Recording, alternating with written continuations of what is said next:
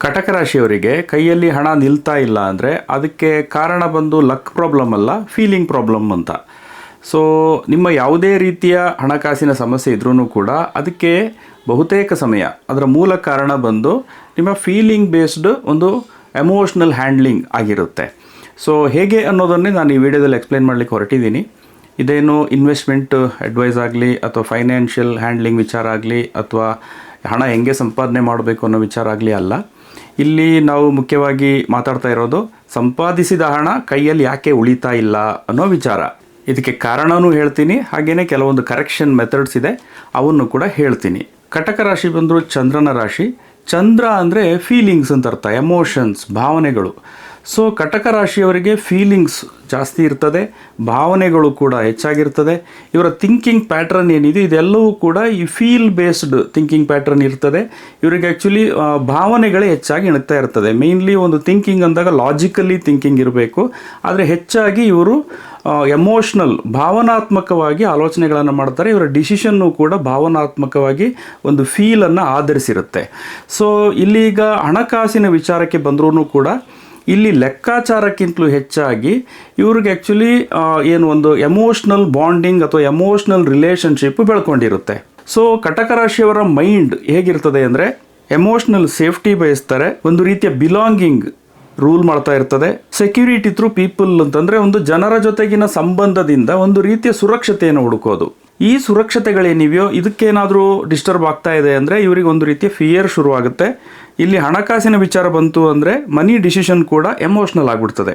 ಅಂದರೆ ಹಣಕಾಸಿನ ವಿಚಾರದಲ್ಲಿ ಲಾಜಿಕ್ಗಿಂತಲೂ ಹೆಚ್ಚಾಗಿ ಎಮೋಷ್ನಲ್ ರಿಲೀಫ್ಗೆ ಪ್ರಿಯಾರಿಟಿ ಕೊಡುವಂಥ ಒಂದು ಮನಸ್ಥಿತಿ ಇರ್ತದೆ. ಹಾಗಂತ ಇದೇನು ಎಲ್ರಿಗೂ ಒಂದೇ ರೀತಿ ಅಪ್ಲೈ ಆಗುತ್ತೆ ಅಂತಲ್ಲ. ಜಾತಕದಲ್ಲಿ ಹಣಕಾಸಿಗೆ ಸಂಬಂಧಪಟ್ಟಂಥ ಗ್ರಹಗಳು ಮತ್ತು ಅದಕ್ಕೆ ಸಂಬಂಧಪಟ್ಟಂಥ ಸ್ಥಾನ ಮತ್ತು ಲಗ್ನ ಇವೆಲ್ಲವೂ ಈ ಪ್ಯಾಟ್ರನನ್ನು ಸುಮಾರೆಲ್ಲ ಬದಲಾವಣೆ ಮಾಡ್ತದೆ. ಆದ್ರೂ ಕೂಡ ಒಂದು ಮನಿ ಹ್ಯಾಂಡ್ಲಿಂಗ್ ಬಿಹೇವಿಯರ್ ಅಂತ ಏನಿದೆಯಲ್ಲ, ಹಣದ ವಿಚಾರದಲ್ಲಿ ಅವರ ಬಿಹೇವಿಯರ್ ಸಾಮಾನ್ಯವಾಗಿ ಇದೇ ರೀತಿ ಇರ್ತದೆ. ಕಟಕ ರಾಶಿಯವರು ಸಾಮಾನ್ಯವಾಗಿ ಹಾಯಾಗಿರಬೇಕು ಅಂತ ಬಯಸ್ತಾರೆ, ಅಂದರೆ ಸ್ಟ್ರೆಸ್ ಫ್ರೀ ಆಗಿರೋದಕ್ಕೆ ಬಯಸ್ತಾರೆ.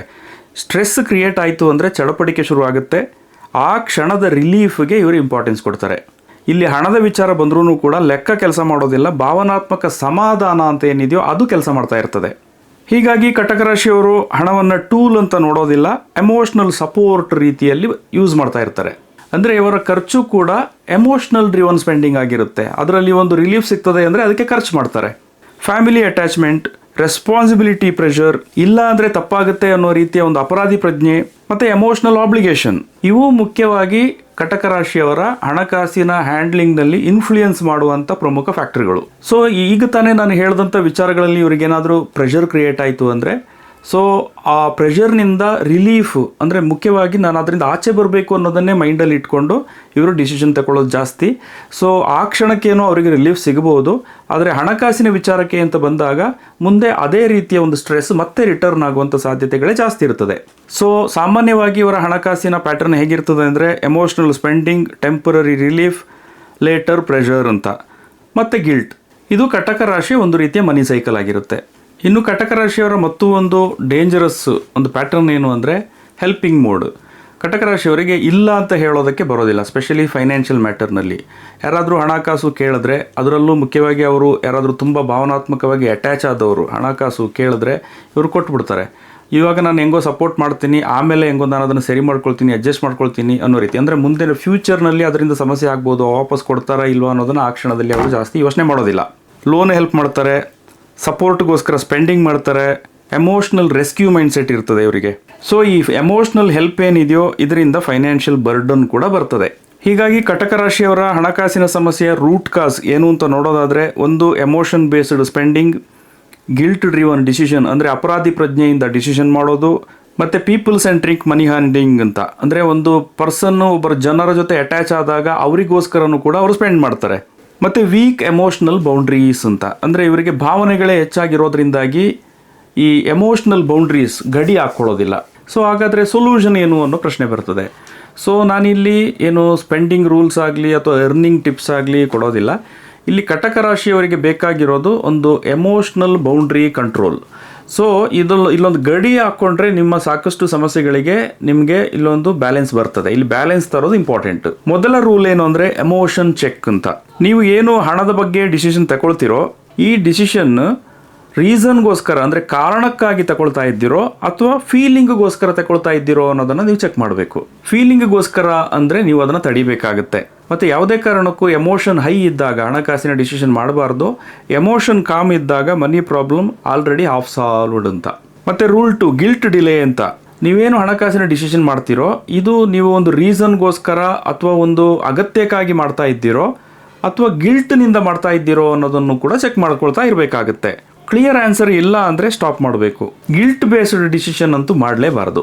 ಅಂದರೆ ನಾನೀಗ ಇಲ್ಲ ಅಂದರೆ ತಪ್ಪಾಗ್ಬಿಡ್ತದೆ, ಅವರು ಏನಾದರೂ ತಿಳ್ಕೊಂಡ್ಬಿಡ್ತಾರೆ, ನಮ್ಮ ಸಂಬಂಧದಲ್ಲಿ ಏನಾದರೂ ಸಮಸ್ಯೆ ಆಗ್ಬಿಡ್ತದೆ, ಈ ರೀತಿಯ ಗಿಲ್ಟನ್ನು ಅಪರಾಧಿ ಒಂದು ಪ್ರಜ್ಞೆಯನ್ನು ಇಟ್ಕೊಂಡು ಯಾವುದೇ ಸಂದರ್ಭದಲ್ಲೂ ಕೂಡ ಹಣಕಾಸಿನ ಡಿಸಿಷನನ್ನು ಮಾಡಬಾರ್ದು. ಮತ್ತು ರೂಲ್ 3 48 ಅವರ್ ಎಮೋಷ್ನಲ್ ಪಾಸ್ ಅಂತ. ಕಟಕ ರಾಶಿಯವರಿಗೆ ಎಮೋಷ್ನಲ್ ಸ್ಟೇಟ್ನಲ್ಲಿ ಏನು ನಿರ್ಧಾರ ಮಾಡ್ತಾ ಇರ್ತಾರೋ ಅದೇ ಹೆಚ್ಚು ಸಮಸ್ಯೆ ಕೊಡೋದು. ಹೀಗಾಗಿ 48 ತಾಸು ಪ್ರತಿ ನಿರ್ಧಾರಕ್ಕೂ ಕೂಡ 48 ತಾಸು ಸಮಯಾವಕಾಶ ಕೊಡಬೇಕಾಗುತ್ತೆ. ಎಮೋಷನ್ ಕಾಮ್ ಇದ್ದಾಗ ನೀವು ಏನು ಡಿಸಿಷನ್ ಮಾಡ್ತೀರೋ ಆವಾಗ ನಿಮ್ಮ ಸಾಕಷ್ಟು ಸಮಸ್ಯೆಗಳಿಗೆ ಅಲ್ಲೇ ಅರ್ಧದಷ್ಟು ಸೊಲ್ಯೂಷನ್ ಸಿಕ್ಕಿರ್ತದೆ. ಇನ್ನು ರೂಲ್ 4 ಬೌಂಡ್ರಿ ಪ್ರಾಕ್ಟೀಸ್ ಅಂತ. ಎಲ್ಲ ಫೀಲಿಂಗನ್ನು ಕೂಡ ಅಥವಾ ಎಲ್ಲ ಸಂಬಂಧವನ್ನು ಕೂಡ ಫೈನಾನ್ಷಿಯಲ್ ರೆಸ್ಪಾನ್ಸ್ನಿಂದನೇ ಹ್ಯಾಂಡಲ್ ಮಾಡಬೇಕು ಅಂತೇನಿಲ್ಲ. ಸೊ ಹಣಕಾಸನ್ನು ಫೀಲಿಂಗ್ನಿಂದ ದೂರ ಇಟ್ಟು ಅದರಲ್ಲಿ ನಿಮಗೇನೋ ಡಿಸ್ಕಂಫರ್ಟ್ ಆಗ್ತಾ ಇದೆ ಅಂದ್ರೂ ಕೂಡ ಆ ಡಿಸ್ಕಂಫರ್ಟನ್ನು ಸ್ವಲ್ಪ ನೀವು ಆಕ್ಸೆಪ್ಟ್ ಮಾಡ್ಕೊಳ್ಬೇಕಾಗುತ್ತೆ. ಸೊ ನನಗೆ ರಿಲೀಫ್ ಬೇಕು ಅನ್ನೋ ಒಂದೇ ಒಂದು ಕಾರಣಕ್ಕೆ, ಫೀಲಿಂಗಿಗೆ ನಮಗೆ ಒಂದು ಸಮಾಧಾನ ಸಿಗ್ತದೆ ಅನ್ನೋ ಒಂದೇ ಕಾರಣಕ್ಕೆ ನೀವು ಹಣಕಾಸಿನ ಹ್ಯಾಂಡ್ಲಿಂಗ್ ಮಾಡೋದೇನಿದೆಯೋ ಇದು ಕೂಡ ಸರಿಯಲ್ಲ. ಇನ್ನು ರೂಲ್ 5 ಬಡ್ಜೆಟಿಂಗ್ ಪ್ರಾಕ್ಟೀಸ್ ಅಂತ. ಸೊ ಕಟಕ ರಾಶಿಯವರಿಗೆ ಲೆಕ್ಕಾಚಾರವೇ ದೊಡ್ಡ ಸಮಸ್ಯೆ. ಸೊ ಲೆಕ್ಕಾಚಾರ ಮಿಸ್ ಆಗೋದ್ರಿಂದನೇ ಇವರು ಜಾಸ್ತಿ ಹಣಕಾಸಿನ ಸಮಸ್ಯೆಯನ್ನು ಎದುರಿಸೋದು. ಸೊ ಇವರು ಎಮೋಷನ್ ಮತ್ತು ಫೈನಾನ್ಸನ್ನು ಸಪ್ರೇಟ್ ಮಾಡಬೇಕಾಗುತ್ತೆ. ಇದಕ್ಕೋಸ್ಕರ ಒಂದು ರಿಟರ್ನ್ ಮನಿ ರೂಲನ್ನು ಕಡ್ಡಾಯವಾಗಿ ಪಾಲಿಸ್ತಾ ಹೋಗಬೇಕಾಗುತ್ತೆ. ಬೆಸ್ಟ್ ವೇ ಅಂದರೆ ಬಜೆಟ್ ಮಾಡ್ಕೊಳ್ಳೋದು. ಈ ವಾರ ಈ ತಿಂಗಳು ಇಷ್ಟೇ ಸ್ಪೆಂಡಿಂಗ್ ಅಂತ ಒಂದು ಬಜೆಟ್ ಮಾಡಿಕೊಂಡು ಅದರ ಆಚೆಗೆ ಸ್ಪೆಂಡಿಂಗ್ ಮಾಡಬಾರ್ದು, ನೋ ಅಂತ ಮಾಡ್ಕೊಳ್ಬೇಕು. ಕಟಕ ರಾಶಿಗೆ ಹಣಕಾಸಿನ ಸಮಸ್ಯೆ ಬರೋದು ಆದಾಯದ ಕೊರತೆಯಿಂದಲ್ಲ, ಎಮೋಷನ್ ಜೊತೆಗೆ ಹಣವನ್ನು ಒಂದು ಟೈ ಮಾಡ್ಕೊಳ್ತಾರೆ. ಇದು ಮೇಯ್ನ್ ಕಾರಣ ಆಗಿರ್ತದೆ. ಸೊ ಇದರಿಂದಾಗಿ ಬೌಂಡ್ರಿ ವೀಕ್ ಆಗ್ತಾ ಇರ್ತದೆ. ಸೊ ಈ ಎಮೋಷ್ನಲ್ ಬೌಂಡ್ರೀಸ್ ಸ್ಟ್ರಾಂಗ್ ಆಯಿತು ಅಂದರೆ ಫೈನಾನ್ಷಿಯಲ್ ಸ್ಟೇಬಿಲಿಟಿ ಕೂಡ ನ್ಯಾಚುರಲ್ ಆಗಿ ಸ್ಟ್ರಾಂಗ್ ಆಗ್ತಾ ಬರ್ತದೆ. ಸೊ ಹೀಗೆ ಬೇರೆ ಬೇರೆ ರಾಶಿಯವರು ಬೇರೆ ಬೇರೆ ರೀತಿಯಲ್ಲಿ ಹಣವನ್ನು ಹ್ಯಾಂಡಲ್ ಮಾಡ್ತಾರೆ. ಅದರಿಂದ ಕೆಲವೊಂದು ಸಂದರ್ಭಗಳಲ್ಲಿ ಫೈನಾನ್ಷಿಯಲ್ ಸ್ಟ್ರೆಸ್ಸು ಸಮಸ್ಯೆ ಕೂಡ ಇವರು ಅನುಭವಿಸ್ತಾ ಇರ್ತಾರೆ. ಸೊ ಮುಂದಿನ ಎಪಿಸೋಡ್ನಲ್ಲಿ ಮತ್ತೊಂದು ರಾಶಿಯ ಇದೇ ರೀತಿಯ ಮನಿ ಸೈಕಾಲಜಿನ ಎಕ್ಸ್ಪ್ಲೈನ್ ಮಾಡ್ತೀನಿ ಸ್ನೇಹಿತರೆ. ನಮಸ್ಕಾರ.